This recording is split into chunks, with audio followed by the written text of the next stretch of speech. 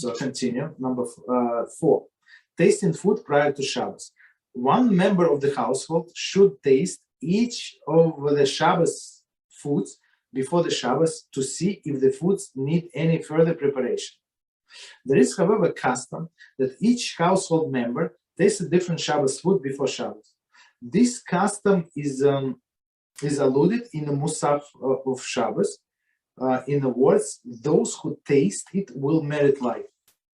So on Shabbos we have additional prayer. So in when we had the Beis Hamikdash, we have I think 2 additional lamb brought in honor of Shabbos. So now we have maybe 1. I don't remember. I don't remember. I think I would say probably 1 extra. Okay. So and in memory of that we pray Musaf. So extra prayer on Shabbos. And it says in that Shmona Esrei, right? Those who taste it will merit life. So what does it mean? That we must taste all of the foods. So maybe it requires some salt, maybe it requires some seasoning, this and that. Maybe it's too much salt. So what if it's too much salt? What exactly are you going to do on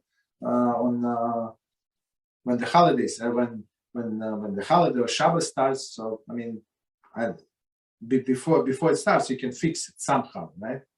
So that's the thing. One person tastes it, or everybody tastes it. That's according to the custom.